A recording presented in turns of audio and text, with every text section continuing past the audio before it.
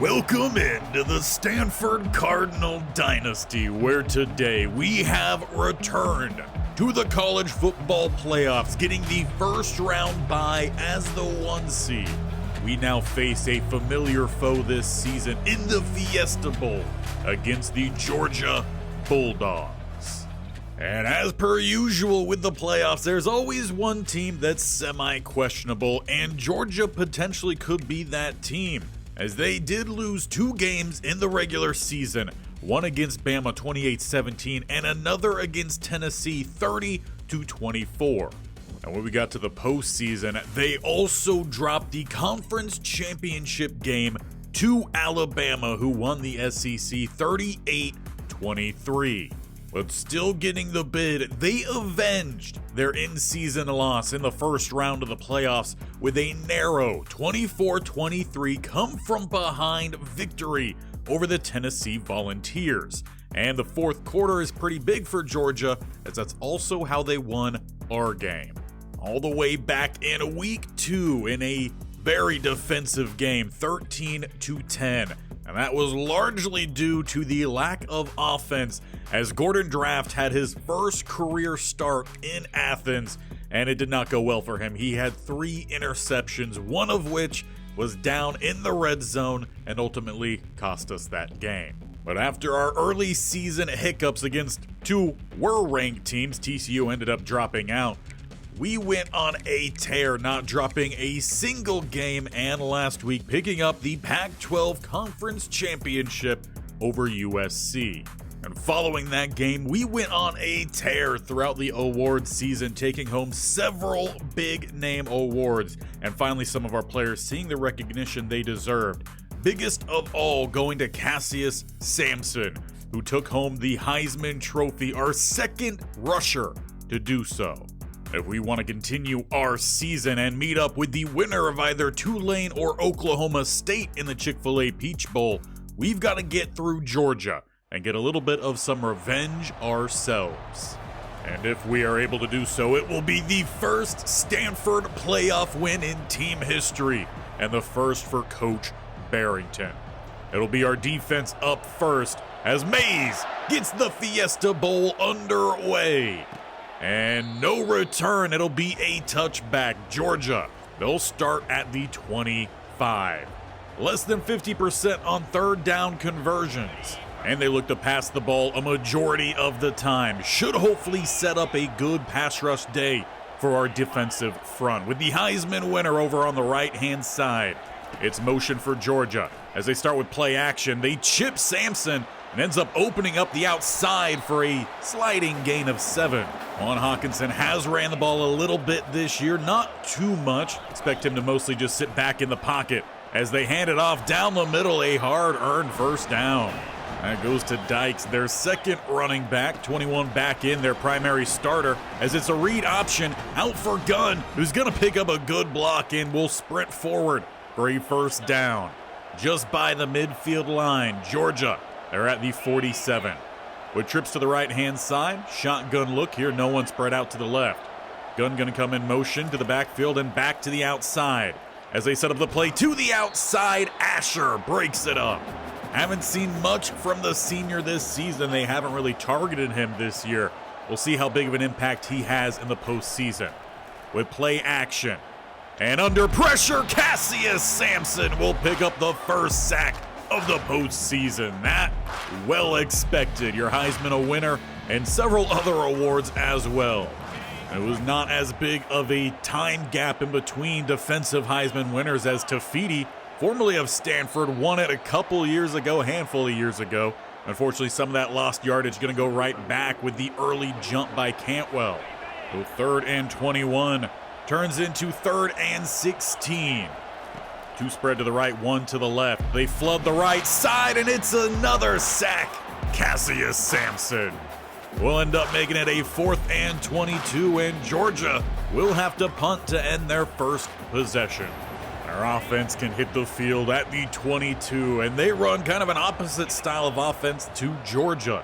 Very much going through the running game, as that's where they start off. Montrell Dog lowering the shoulder, picking up 3. He leads all running backs in college football in yards gained. They go his way quite often and keep rolling his way even if the yards don't quite rack up early on. With another gain of 3, it's the first third down for the Cardinal. They'll need 4 here. Bunch to the right, early jump by the DT, they don't flag it. Throwing and drop by Moses. That should have been a free first down, instead a punt. So far this game picking up exactly where we left off. Defensive back and forth field possession battle with a first and 10 to the 38. They get motion to the left. Marcock will match it. Setting up the halfback screen, it's out to Dykes, who shakes the tackle Akiki, and finally will get pushed out. A gain of 6. Akiki not typically one to miss tackles. A big opportunity goes away there for the Cardinal. With a 2nd and 4, they'll go play action. A shot downfield, and it's caught by Gunn over Antonio Asher. He's down to the 10. We didn't get to see much from him in that first matchup. We saw a lot of Jones. He's over on the right-hand side in the bunch. 1st and 10. Go to their tight end, who's going to pick up about half the yardage. That takes them down to the 3-yard line. They stick with a spread look, double A-gap look for the Cardinal as they hand it off, and Cantwell with a touchdown-saving tackle. Barely got him down before he reached the plane. It's 3rd and goal. Tight look for both sides, and a big hit as Tuttle arrived first. Sent Bofelio backwards. Cardinal end up rallying to bring him down. They will force a field goal here. Their kicker 89% on the season, and a chip shot gives them the lead. Capitalizing off the big shot downfield to Gunn, making it 3-0. And still in about 5 quarters of play. Only 1 touchdown has been scored. Dog takes the handoff back down the middle, a delayed whistle, and it's a gain of 4 as he heads to the sideline. Thompson checking in with 2nd and 6. As they will look to throw across the middle, they find the tight end in Emmanuel Gomez, who picks up the first. He took home the best tight end award this year. A little bit of a surprise. He's definitely had a resurgence for the tight end group here for Stanford, but nationally recognized as really nice to see for Coach Barrington, as the team has largely been ignored his first 5 years. Hard to do so this year. Gain of 3 as they go jet sweep to Moses. Now going with a stretch to Thompson, and he can't hit the outside. Stacy contains, and it brings up a 3rd and 9. Hard count again that the DT jumps, and they don't flag him. This time they throw out, and caught by George Ball. It will be a first down this time for the Cardinal. As we reach the end of the first quarter, I'm sure Coach Barrington going to have a word with the head referee on why they're not calling those penalties. But as we reach the break, it's -5 rushing yards to 7 rushing yards in a 3-0 game. With what we saw early on this year, very defensive, it's been the same. Thompson still out there. We haven't seen Montrell Dog in quite some time. He took the first snap this drive and's been out ever since, and even going through a quarter break, typically not like him. Throwing outside, a good one to Emmanuel Gomez, who finally gets spun down inside the 20. The passing game was essentially non-existent in the first matchup for the Cardinal. The draft has had majority of the year to get that going, and that could be a huge gain, especially if Montrell Dog is out the remainder of this one, as he throws downfield, and it's caught Blouse in between 2 different defenders. Gets him just inside the 1 with a goal line set. They hand it off to Thompson, and he's escorted by the All-American in Heath. Cardinal will take the lead, make it 7-3 after a strong offensive drive. And that marks the first touchdown the Cardinal have had against the Georgia Bulldogs in quite a long time. The 1st and 10, it's Dykes who's getting the handoff. They're seeing a lot more of him at the running back spot today. Bofelli led them in that first game. He's more of the sub back, it appears to be today. Handing it off to him, he rumbles for 3. Very much we are seeing a slightly different offense from both of these teams compared to what they had in week 2. That's what the course of the season will give you. With an empty set here, they swing it out to the running back. Spinning off the tackle of Schlegel, Tim Easy dives, slows him down. Eventually Marcock and Pua bring him down. The running backs here at Georgia definitely going to work. It's 1st and 10 just by midfield. As it opens up to the weak hand side, Hawkinson will take it himself with plenty of grass, as he's going to rumble all the way down to the 27 before finally giving himself up. A big game for Georgia as they're back inside the 30. Going with play action across the middle, he finds Gunn yet again, down to the 2. Georgia wasn't able to capitalize last time they were down here. Can they get in the end zone this time? Read option, and he spun out Pua. It'll be a touchdown for Hawkinson, and Georgia quickly regains that lead. So in just a quarter and a half of play, these two teams have almost matched their score of their earlier matchup. With the postseason, expect a lot more high-flying plays as the offense takes the field starting at the 18. It's still Thompson out there, and he's going to lose a yard. Johnny Morris, who's had the favor of not having two offsides called on him, makes the tackle there. Brings up a 2nd and 11. Draft tried the hard count. No one jumps. Rolling to the outside and throwing late. He finds Blouse, and it goes in and out of his hands. Typically one of the more sure-handed receivers here. That's a big miss. Brings up a 3rd and long. Hard count again. They don't call it. It's out to Blouse. This time he gets the catch. It definitely seems like the typical team to be in the playoffs are being favored here with a lack of referee, not even interference, just doing their job. Rolling to the outside, here goes Draft. As he's looking for an angle, he will get the first down and out of bounds. Cardinal now past the 40. Two tight ends set at the 41. They go play action to Thompson. Looking to go downfield, it's a Nenny who couldn't bring it in. The defender there to pop the ball free as he was coming down with it. A good pass, though, from Gordon Draft, who's looking to get things set up here for 2nd and 10. As they go to Thompson, he weaves through the gap. We'll pick up a gain of 6. And that makes things much more manageable here for 3rd down. On the logo, hard count, no one jumps. A little bit of a surprise. To the left-hand side, they get Gomez yet again. Another good catch for him as he rumbles to the 40. Cardinal definitely a more short-medium passing team compared to Georgia. They've stretched things out a little bit more. Looking across the field, it's out for Blouse, who gets the tough grab. And that takes us into the 2-minute break, which Montreal Dog is out there for 2nd and 2. They get motion on the outside, a little bit of a crack back block that doesn't quite hit, but Dog gets to the outside and gets the first down. Seems like he might be nursing some form of lower body injury, but is trying to fight through it here in the playoffs. As they will look to throw the ball again to the left side, finding Gomez. Offense, at least in the passing game, definitely seems to be focused on the tight end work. It's 2nd and 1. Taking the handoff, Dog with a big hit coming from the linebacker.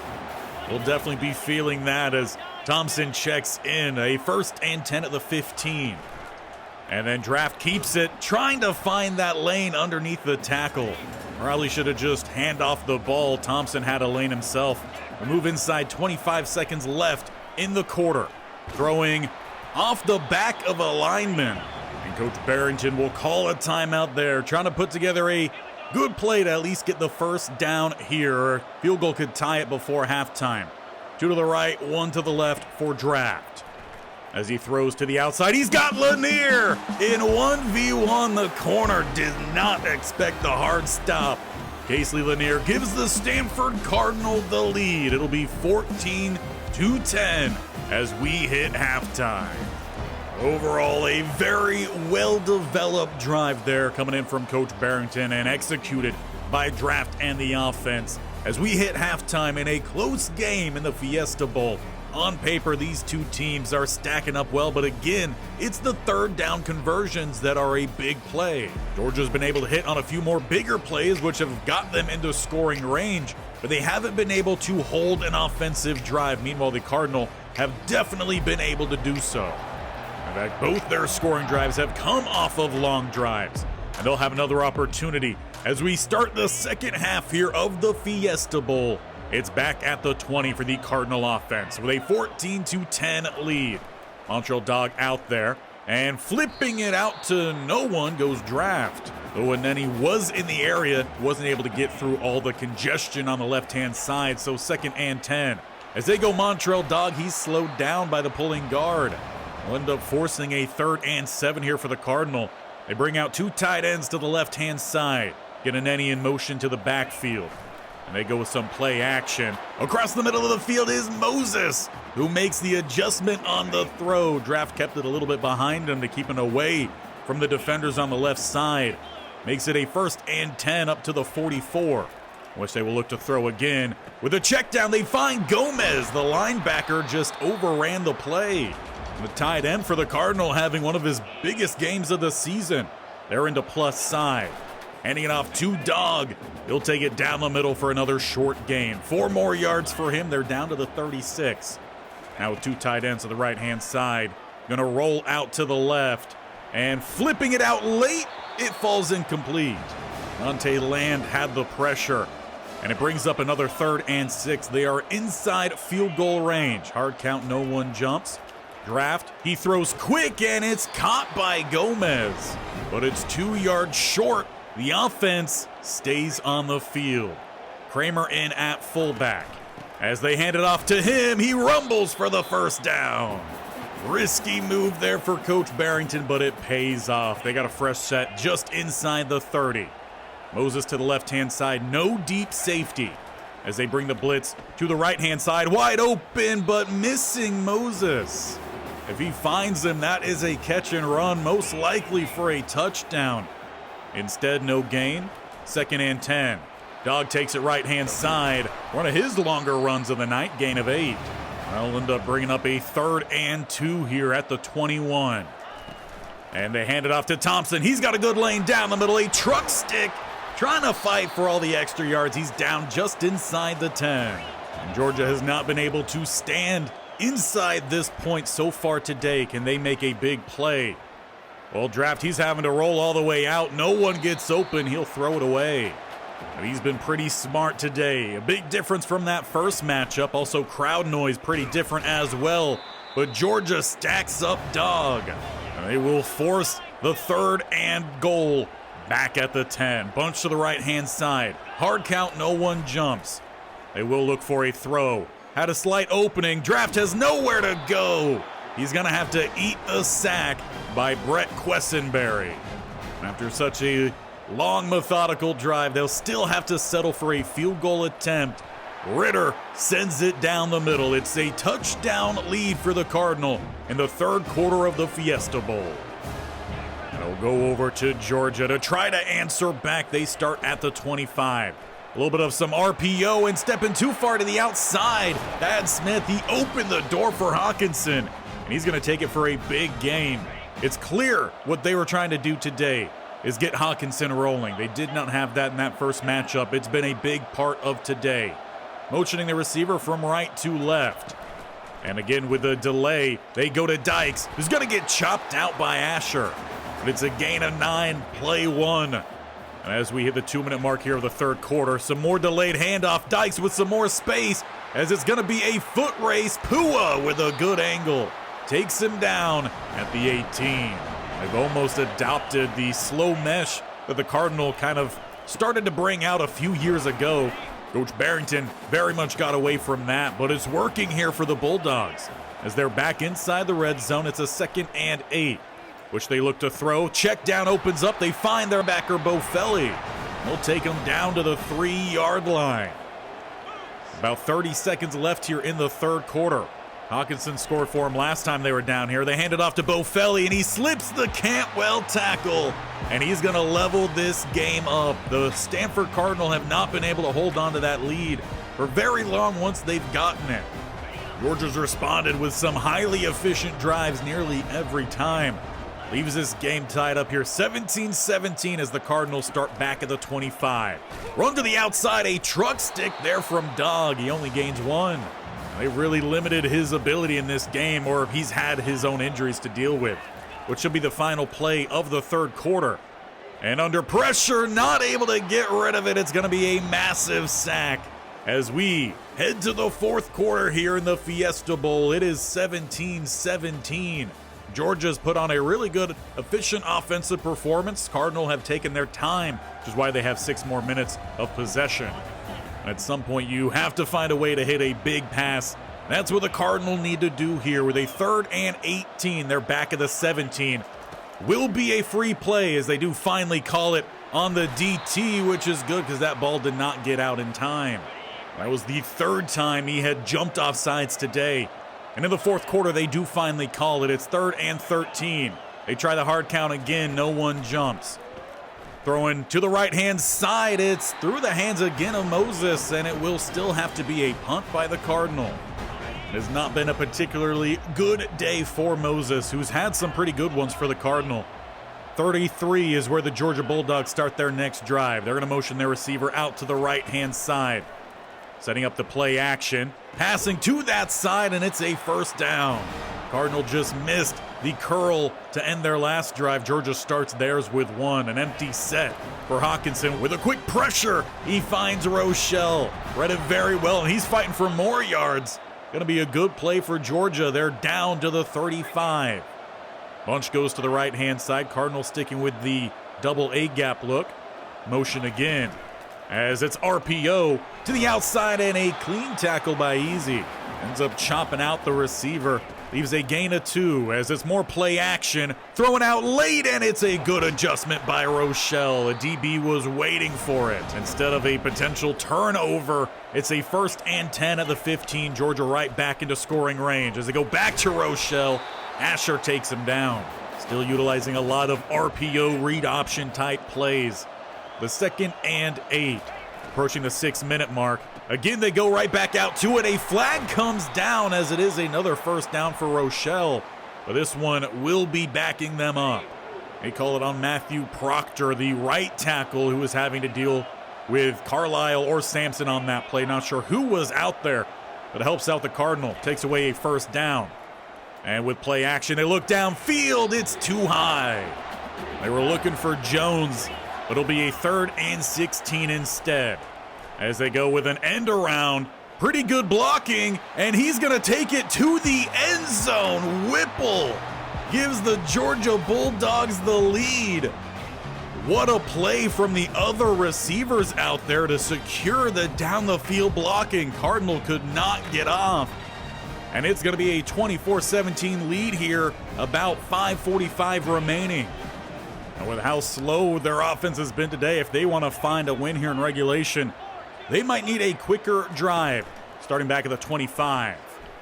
And they throw downfield. It's for Gomez, who gets the catch. He's going to break a tackle, slip back inside. He's headed down the field, breaking another tackle to tack on about 2 to 3 more. What a day for Emmanuel Gomez. That one takes him to 117 yards tonight. After Georgia just went to Rochelle so often the last drive. Cardinal trying to answer back. They lose one on the handoff to Montreal Dog. In the running game has not quite been there today. And Draft, he's having to scramble out here. Throws that one away just in time. And it does leave the Cardinal with another 3rd and 11 here. They go 2 spread either side. Hard count. Again, the DT jumps. Refs are not calling it. Rolling out. This time Moses gets the catch. It's going to be a first down for the Cardinal inside the 20. I'm sure Coach Barrington feeling like he's playing against the Kansas City Chiefs here with these kind of calls. They're down to the 17. Handed off to Montreal Dog. And he just doesn't have the same explosion. So they might have to look maybe a little bit more to Thompson if they do decide to run it. It's 2nd and 10. Still at the 17. And under pressure, it's going to be a sack. Dante Lamb. That backs the Cardinal up to the 23. It's 3rd and 16 as we approach the 3.5-minute mark. Hard count again. They get a DT to jump. The calls are just not coming in. It's out and too far for ball. That should have been a touchdown for the Cardinal. Instead, they have to bring out Ritter to try to get them a little bit closer. He'll send it down the middle. It will be up to the defense to get the stop. They haven't done a great job of doing that so far in this second half. They got to come ready to play. Late on in the 4th, motion goes over to the left-hand side. Hawkinson, again with that delay. He's going to take it himself, juking by, spinning off of another, and finally, Pua will take him down. It's a gain of about 13. 51 rushing yards for him on the day as we're inside 3. Offensive linemen definitely moved early, but they're calling it on Cantwell. Something is not right here with the referees in the Fiesta Bowl. It's 1st and 10. They get more motion. They had a lot of RPOs off of this play, sending the blitz. It's out to Dykes with a fallen defender. He's going to weave between only one guy left, and he shakes him off. Dykes will get away from the pack. Georgia's gonna extend their lead. What is happening here in the playoffs?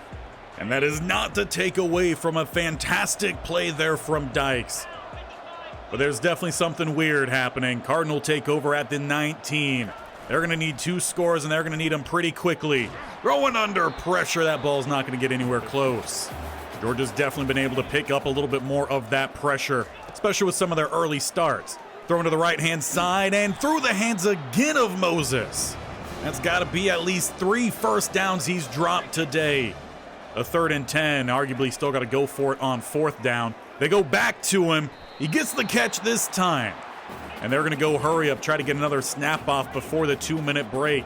They are down by 11. They got to find the end zone as quickly as possible. Rolling, and again, they've got their tight end, Gomez, who's out of bounds about the midfield line. That's going to save them about 2 seconds. They're on the plus side as they look downfield here for George Ball, who gets the grab, and he's out of bounds just inside the 20. Offense is responding, but they still got to get to that end zone and get there quickly. 2 spread either side coming off the break. And it's going to be a high ball here for Ball. It's broken up. It seems pretty clear. They're trying to find their speedster at receiver. And under pressure through 2 different blockers, Land is able to hit home right away. They're going to get hurry up here from the Cardinal, trying to save those timeouts for defense. They've got to get a first down here. And scrambling goes Draft, who's going to pick up majority of it, but they're still not quite there yet. It's 4th and 5. They got to get the first down here. Hard count. DT jumps. Who are they going to call it on? It's a complete guess here. And it does look like they get it on Georgia. But even then, they then immediately call a delay of game on the offense, even though that's supposed to stop the clock. They're going to have to force a field goal here. Get the ball back on offense. They need a touchdown and a 2-point try. So even when the call does have to come in on Georgia, somehow they still end up on the better end. We got 1:25 here. The Cardinal defense have to make a stop as a diving play is made by Cassius Sampson. First timeout comes in right thereafter, 1:22. They still got 2 more timeouts. And now they go to the quarterback here. Pua dives and can't get the tackle. They have to call their second timeout, but it's a first down for Georgia. And they'll just look to kneel this game away. Hawkinson seals the game for the Bulldogs. But I think there's going to be a lot of questions surrounding this game. I mean, all the blatant missed calls that happened. Again, don't want to take away from the actual play that the Bulldogs had. They made some really good plays on offense. Hawkinson, very much player of the game. He willed his team to victory today. They came in with a good game plan. Cardinal did as well. But there should have been several calls made on the field that weren't, and when they were forced to, somehow a call came in that essentially negated it. And that's going to end a sour taste to the season here. Cardinal do make it back to the playoffs, but they have yet to win a playoff game as Georgia stuns them.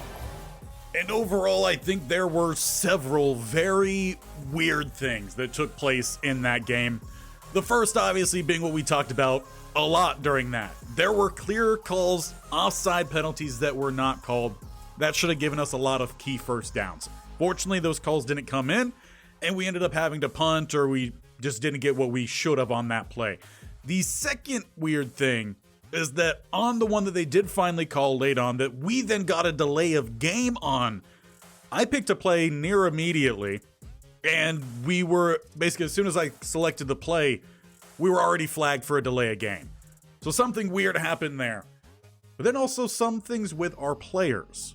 We had a bye coming into this game, if not 2 weeks of rest coming into this game. And Montreal Dog, who's been our offense the whole year, was wrecked after not even the first quarter. So he didn't get to play much. So essentially, we did not have our offense. We had to adapt. And I will say Gordon Draft had a really good game out there. He did as much as he could, but they took out our key guy early on, and he wasn't getting that many carries either, so something weird definitely took place there. And I feel like another weird thing was the play of Patrick Moses. I mean, he's been pretty good this year. 7 touchdowns, about 700 yards. he hasn't really had a drop issue until this game where he dropped 3 or 4 passes, which greatly inflated this number, so that was really disappointing. The good thing that came from this game was Emmanuel Gomez, an absolute breakout performance for him. And that was really good to see because we had to have someone who could take over a little bit of the drops from Moses and the fact that we could not have Montreal Dog out there. Thompson wasn't getting the job done in the running game either, so who knows how that really would have affected things. But this game got very weird. And I would love to hear your thoughts on it as well. I don't want to say that it's an excuse of why we lost because, as mentioned, Georgia definitely played a good game on offense. We couldn't slow them down. They got into that RPO read option kind of flow, and they picked up a lot of yards on it. We struggled to make tackles, and offensively, we just quite weren't able to respond, even though I think we should have been able to. But that is unfortunately where this season comes to an end.